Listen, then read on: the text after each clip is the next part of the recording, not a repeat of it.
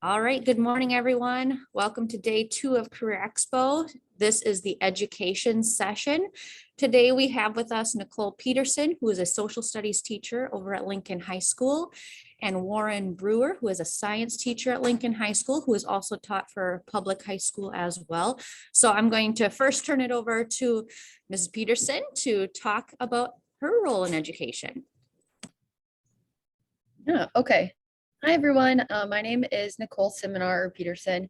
A couple things about me as a teacher. So I went into teaching. I was the kid that always wanted to be a teacher in school. I think mostly because of how much of an impact my teachers had on me.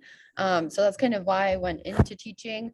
How I became a teacher, I went to UW Whitewater, and I graduated 2 years ago now, so in December of 2019. So my major there was Broadfield Social Studies Education, and my minor was English Education. So I can actually teach both social studies and English, 6th grade to 12th grade. So that's a little bit about that stuff. My favorite parts of the job most definitely is meeting my students and talking to them every day and just getting to know them. It's the whole like why behind it all. So that's like my favorite part of everything, is just seeing them every day and talking to them and all of that fun stuff. Trying to think some challenges of teaching just from my experience. So I had said that I graduated in December of 2019. So my first semester teaching was actually the first semester that COVID hit. So that has been a huge challenge, just kind of navigating that and trying to figure that out, kind of as like a first 2-year kind of teacher. So that's one thing. And then other challenges, I'm trying to think off the top of my head. That's like the first main one that we've really been experiencing recently. But I think just trying to figure out like a good balance between like planning and grading and doing all that kind of stuff. Like, I feel like there's never enough time in the day. So that would be one big challenge as well. That's what I have.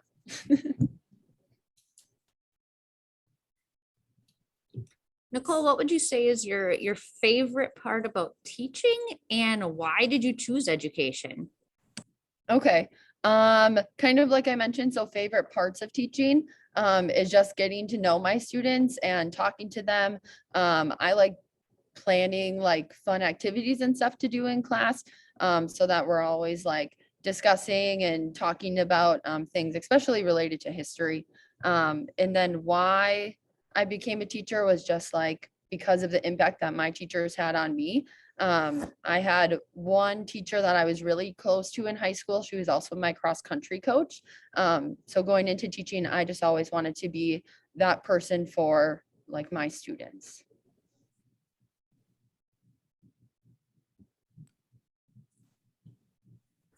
Okay, thanks, Nicole. I will turn it over to Warren. Warren, if you'd like to talk, excuse me, Mr. Brewer, if you'd like to talk a little bit about your role in education. Sure. How do I turn on my camera? Can you guys see me? Okay. There I am. Okay. I would have to say, well, I'm going to jump right into one of the hardest parts about being a teacher is the continual change of technology. As you just saw, this I almost never use Loom. I think this is the first time I've been on Loom program in my life. I've been on Classroom, I've done Zoom. Different social medias have their versions of video, but there's continually different things that teachers have to adapt to and get to know and get better at doing. So that is a really tough thing. When I started teaching, we had a ditto machine that we cranked copies off of, and then we moved to copying machines.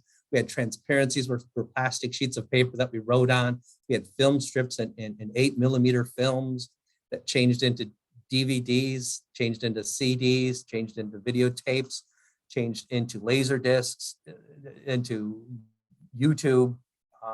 So just the incredible change of technology.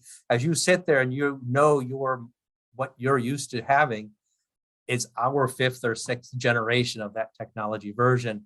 And more times than not, we're just getting to learn it as you're getting to learn it. But now to go back to who I am, I'm Warren Brewer. I teach chemistry and ChemCom here at Lincoln High School. I've been teaching for about 27, 28 years. So that's a long time. I decided to become a teacher after a long thought process. I was raised by teachers. My father was a principal of a high school. My sisters are all teachers. My mother told me that I should become a teacher. So just like every child would do when their parent tells them what they should do, I absolutely decided never to become a teacher. So I went to college, became a chemist. I got a degree in chemistry. When I was in high school, I loved every single class that I had. I just liked that culture of school. I loved the culture of learning. I enjoyed college. I got a job as a chemist. I worked in a couple chemistry facilities, and I despised being a chemist. I absolutely couldn't stand it.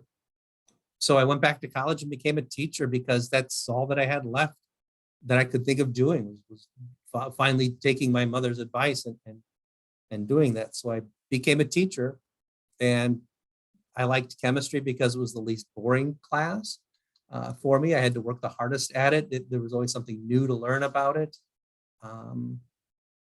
So my first job was at Mishicot High School. I see Mishicot is representing here. Good job, Mishicot Indians. And I taught there for 14 years. I taught chemistry and physics there.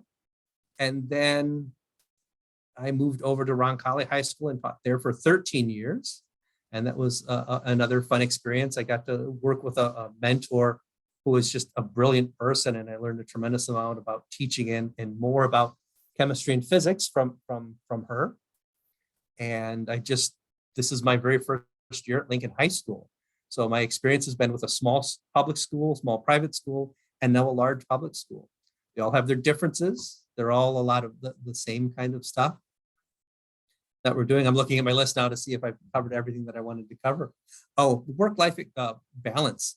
If you want to become a teacher, this is a job that can absolutely bury you.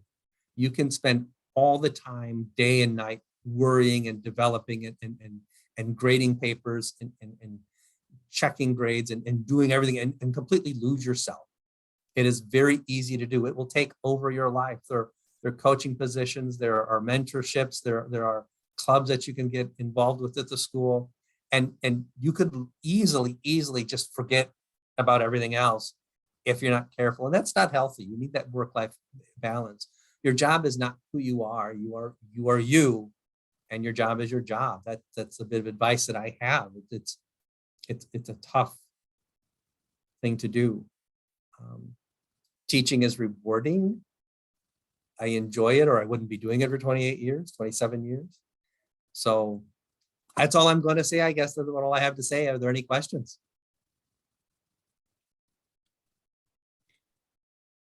Nicole and Warren, could you talk a little bit about any advice that you would give to students considering this career? And maybe if there's specific classes that you would encourage them to take in high school?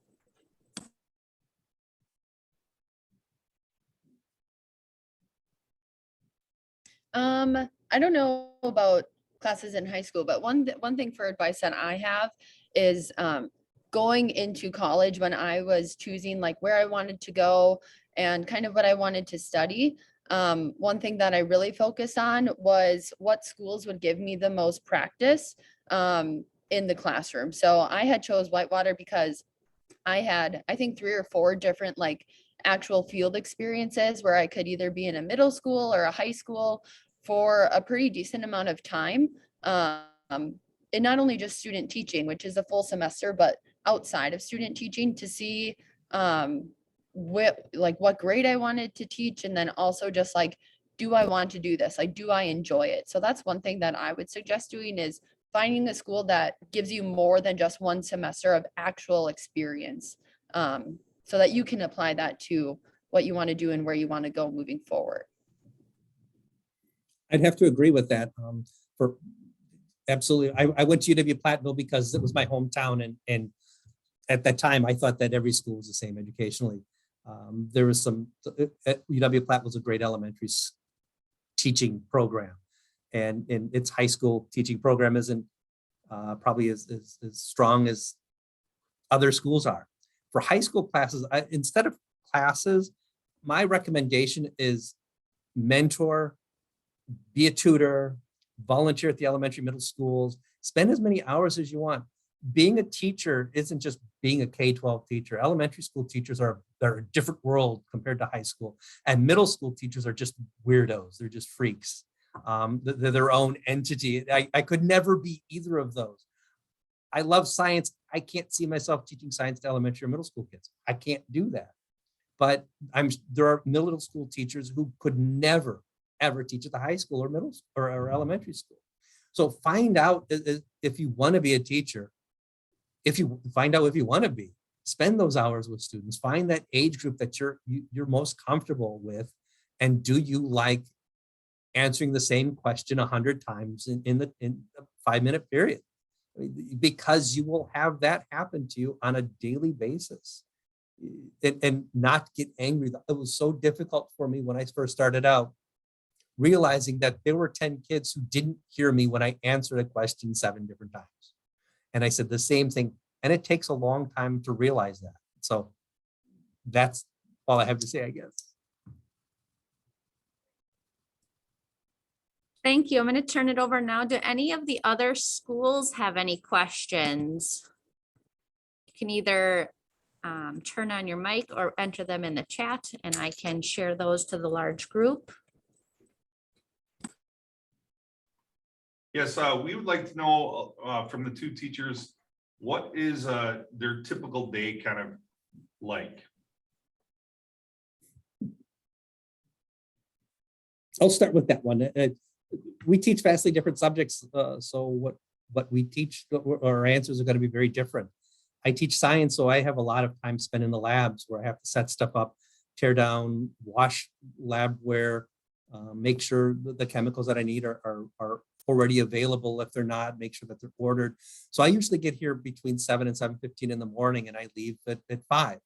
But I rarely take work home with me, and that's one of my ways of dividing up work and my home life.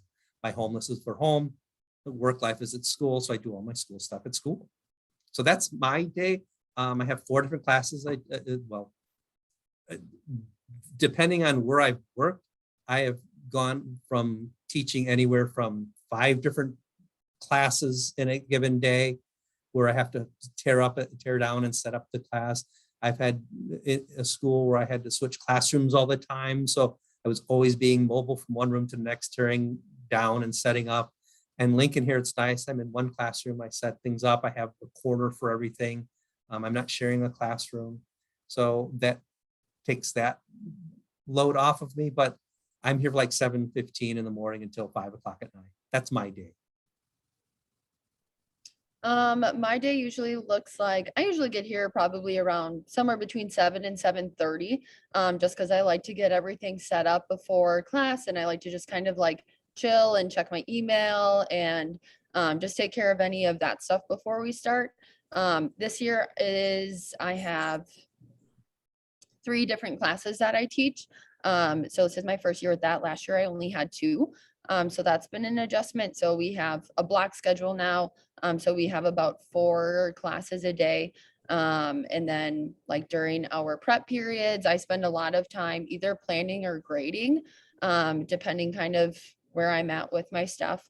And then usually after school, I'm usually here until like 4 or 4:30, but I have been someone to take my work home, which is something that I've been working on, because like Mr. Brewer was talking about before, you need to learn that life balance. And as a newer teacher, like I said, this is my 2nd full year. That's something that I've still been kind of trying to figure out, because I'm I'm still planning my content and still kind of figuring all that stuff out. So I feel like sometimes I have a little more stuff to do compared to someone who's been teaching for 25 years. But so that I do sometimes, I would say I go home, I have an hour drive home because I live in Luxembourg. So that's a nice time for me to just kind of like decompress and like chill.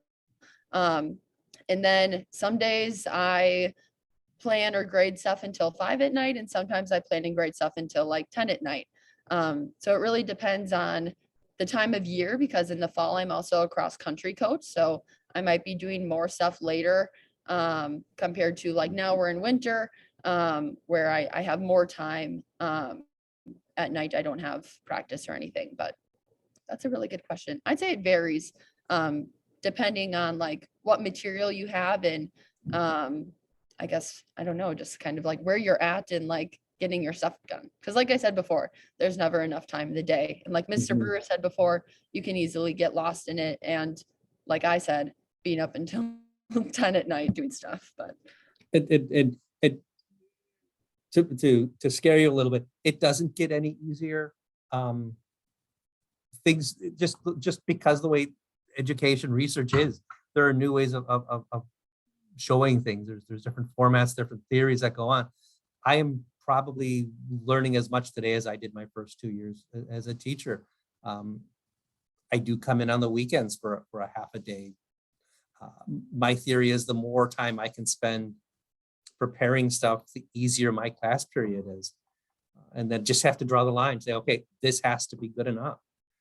But now with the internet, it's really nice to be able to search different ways of presenting your lessons. So, but yeah, it doesn't get easier after 27 years. It's still just as nerve-wracking and frustrating as it was the first year or two. I still feel as overwhelmed some days as I did back then.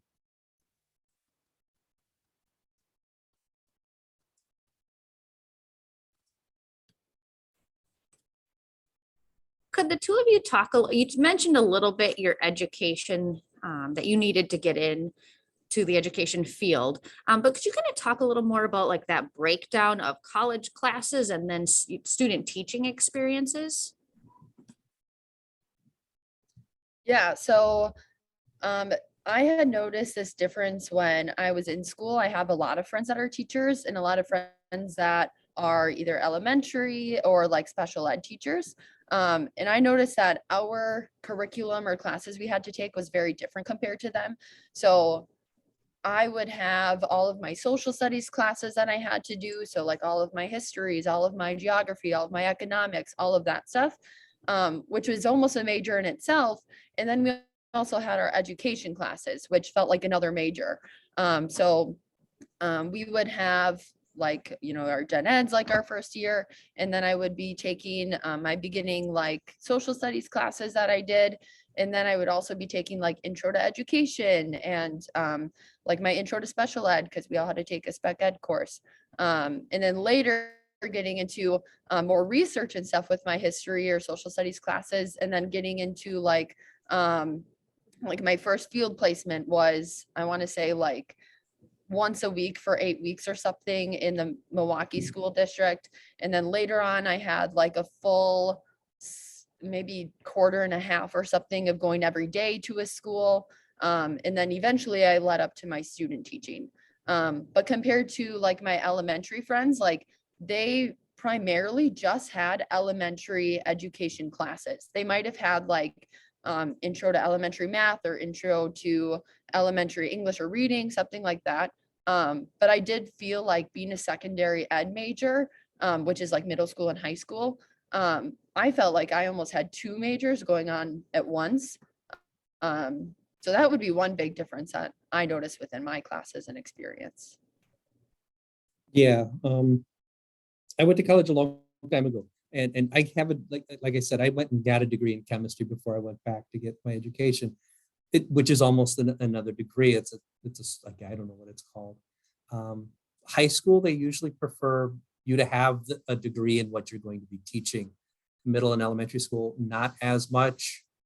When you go to just college itself, when you go to a 4-year public college, you have to take math, you have to take social humanities classes, you have to take social science classes. You have to take Phi-Ed classes. There are those regular gen ed classes that you have to take, and everybody has to take those.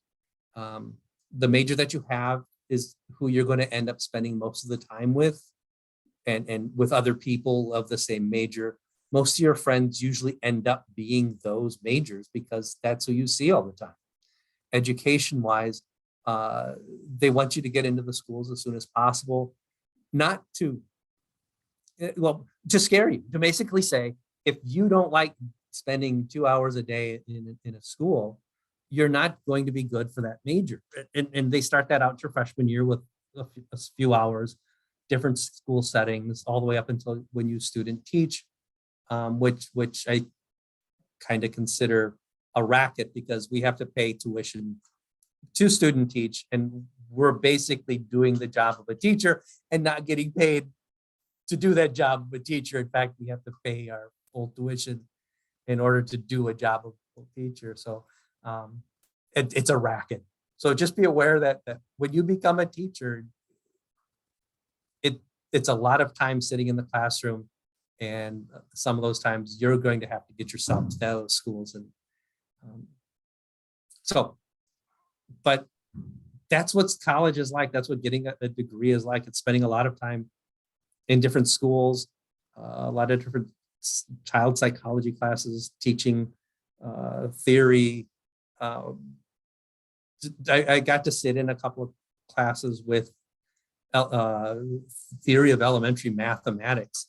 And it sounds easy until you realize that you have to explain to a 5-year-old why 2 apples plus 1 apple equals 3 apples in a matter that a 5-year-old can absolutely understand. It's tough. It is really tough because we just accept that it's 3 apples. So.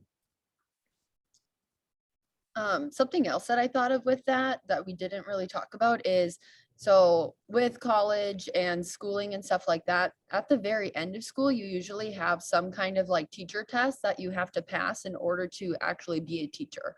So like you can go to college and you go for your 4 years and you take all the classes you have to take.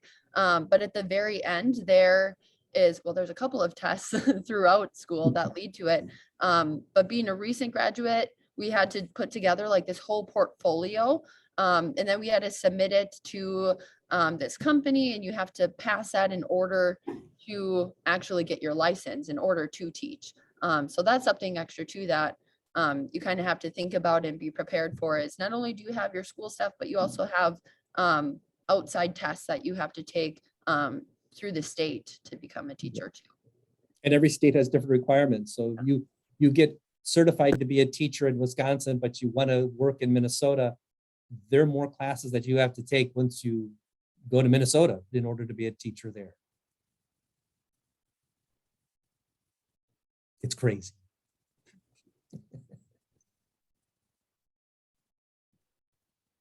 Do we have any other questions from our joining high schools?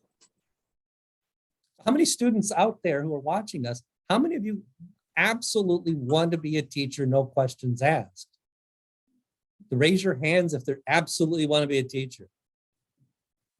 I see a couple hands. That's good. It's tough, but it's worth it. It absolutely is very worth all of the some days you call crap that you have to do, but it makes it, to see somebody succeed is worth it.